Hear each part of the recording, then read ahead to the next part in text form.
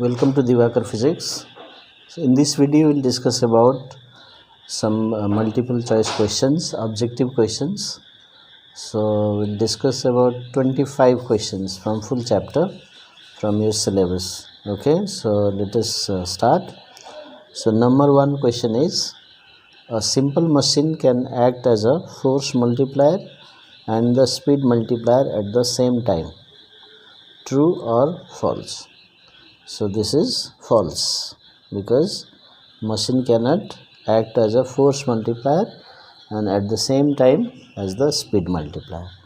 So it will be either force multiplier or speed multiplier, or so both cannot be together.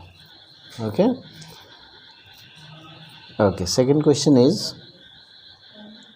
simple machines are useful because of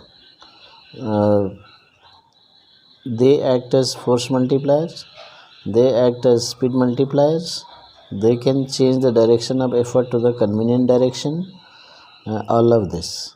So yes, so all these points are okay, because machines can act as force multiplier, they can act as the speed multiplier, they can change the direction of effort to the convenient direction, they can change the point of application of effort to the convenient point. So that way machines are useful. Okay, so all of these are correct. Okay, we'll go to next question. Question number 3. Machines with mechanical advantage greater than 1 behave as a mechanical advantage greater than 1. So they behave as a force multiplier, first one, second one speed multiplier, third both A and B, and D none of the above. So when MA is greater than 1, then it will act as the force multiplier. How many times the force is multiplied, that is the mechanical advantage. Okay. Next question, question number 4. Machines with velocity ratio less than 1 act as speed multiplier. So VR less than 1 means they will act as speed multiplier. So the value of velocity ratio is less than 1 for the speed multiplier machines. Okay, so this is the fact. Next question, question number 5. The SI unit of mechanical advantage is Newton, Joule, Watt, none of this. So mechanical advantage doesn't have any unit. So MA is equal to load by effort. So both have Newton as the unit. Newton by Newton cancelled. So no unit. That's why none of this is correct. Next question. Question number 6. Work done by a machine depends on the magnitude of the load. Okay, so this is correct because work done by a machine. So that means work output. Work output is equal to L into DL. So it depends on how much load it is working upon. Okay, so answer is, it depends on the magnitude of the load. So it is true. If it is lifting heavy load, then it is doing more work. So that's that way we can understand. Okay, question number 7 now. Which one is the correct relation? That is relation between MA, VR and efficiency. Which one is correct? So this is correct. Efficiency is equal to MA by VR. Okay, MA by VR. This is correct. Next question, for a practical machine, which statement is correct? So for a practical machine, MA is less than VR. So this is correct because energy is wasted, energy is lost in practical machines. due to friction, due to weight of the moving parts. Okay, so that's why MA is less than VR in case of practical machines. Practical machines means the actual machines, the machines we use. Okay, the next question is number 9. Velocity ratio of a simple machine depends on friction? No. Weight of the moving parts? No. Structure of the engine or the machine? Structure of the machine? Yes. So this depends on the structure of the machine. Okay, structure of the machines. Okay, next question is mechanical advantage. Mechanical.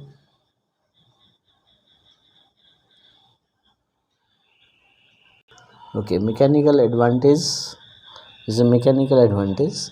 So mechanical advantage of a machine is kept small for improving the efficiency of a machine. So true or false? So this is false. Okay, so if mechanical advantage is less, then efficiency will also be less. Okay, you are applying more effort, so your input work is more, output work is less. And moreover, for a machine, efficiency is equal to MA by VR. So efficiency is directly proportional to MA for the given machine or for the given velocity ratio. So that's why if you have to increase the efficiency, then you have to increase the mechanical advantage. So it is not kept small. So answer is false. Okay, next question is mechanical advantage of a machine depends on the friction between the movable parts. True or false? So this is true. So if friction is more, then mechanical advantage is lowered. It will be less. Okay. So next question. The efficiency of an ideal machine is 1, 2, 3, 4. So answer is 1. So efficiency is maximum for ideal machines and that value is 1. Okay, so efficiency is equal to work output by work input. So in ideal machines, work input is equal to work output. No energy is wasted, so then you will get the answer 1. So don't think that ideal machine means high efficiency 4. So it is 1. This is the maximum value of efficiency. Okay, next question. The movable parts of the machines should be weightless for better efficiency. So this is true. So because weight of the machines or weight of the movable parts will reduce the mechanical advantage and will reduce the efficiency. So you have to keep them as light as possible. So if you can make it weightless, then efficiency will be very high. Okay, so that is what true. So next question we'll discuss. So next question is elastic strings or ropes should be used in the block and tackle system to improve the efficiency of the system. True or false? So this is true. Okay, the string should be elastic so that efficiency is high and energy is not wasted in changing their shapes. Okay, so they come back to the original shape, so no energy is wasted. So it should be elastic ropes. Next question is for an ideal machine, MA is equal to VR, MA is greater than VR, MA is less than VR, none of this. So answer is MA is equal to VR. Because for ideal machines, what are ideal machines? Was eta is 1 or 100%. Efficiency is 1 or 100%. So eta equals to MA by VR. It is 1, so MA is equal to VR. So this way we understand this option is correct. So first option is correct. Okay, next question number 16. By increasing the weight of single fixed pulley, its efficiency decreases. So answer is false, because this is the single fixed pulley. So efficiency is nothing, is not affected by the weight, because this weight is supported by the rigid support. So that's why it will not affect the efficiency. So it will remain same, efficiency will remain same due to the weight of the single fixed pulley. So even if you use heavy pulley, so no problem. Okay, so answer is false.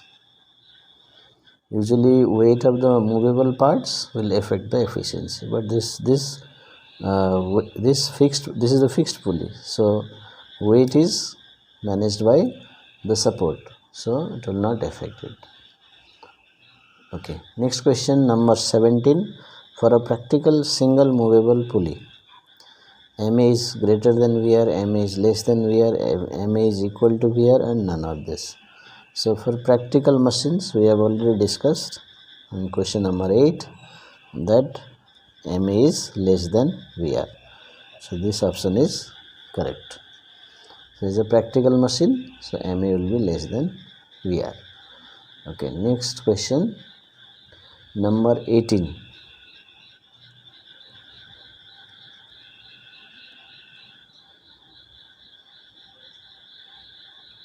Okay, so number 18 is like this. Single fixed pulley is used along with the single movable pulley for increasing the efficiency of the system. First, okay, so we use single fixed pulley along with the single movable pulley. Why? For increasing the efficiency of the system. Second, to change the direction of effort downwards, to increase the value of mechanical advantage. All the above. So this is just to change the direction of effort in the downward direction. So number B option is correct, to change the direction of effort to the downward direction, that is convenient direction. Single fixed pulley is attached with the single movable pulley. So question number 19 is, single fixed pulley acts as a speed multiplier. True or false? Single fixed pulley acts as a speed multiplier. So its velocity ratio is 1. Okay, so velocity ratio 1 means it will neither act as speed multiplier nor as force multiplier. So answer is false. And velocity ratio is 1. If you pull the rope by distance x, then load is lifted by x only, so no speed is increasing, no speed of work is increasing. Okay, question number 20. Single fixed pulley acts as a force multiplier. Single movable pulley acts as a force multiplier. So this is true, because mechanical advantage is almost 2. Okay, slightly less than 2 but more than 1, so it will act as force multiplier. Okay, next question 21. The lower block of block and tackle system is kept as light as possible to increase the efficiency, to increase the mechanical advantage, both A and B, and none of this. Okay, so yeah, it will increase the efficiency and it will increase the mechanical advantage also. So you have to apply less effort to raise the lower part or lower block. So both A and B is correct. C is correct. Both A and B are correct for this. So answer C is correct. So next is, simple machine can multiply energy. So true or false? So answer is false. So machines cannot multiply energy. Okay, if machines multiply energy, then they are creating energy, then violating principle of conservation of energy. So false. 23. Frictional force in the axle of a pulley reduces its velocity ratio. So velocity ratio does not depend on this friction's weight of the movable part, so answer is false. Okay, mechanical advantage is changed, but velocity ratio remains the same. Number 24, velocity ratio depends on the design of the machine. So this is true. So velocity ratio depends on the design of the machine, structure of the machine.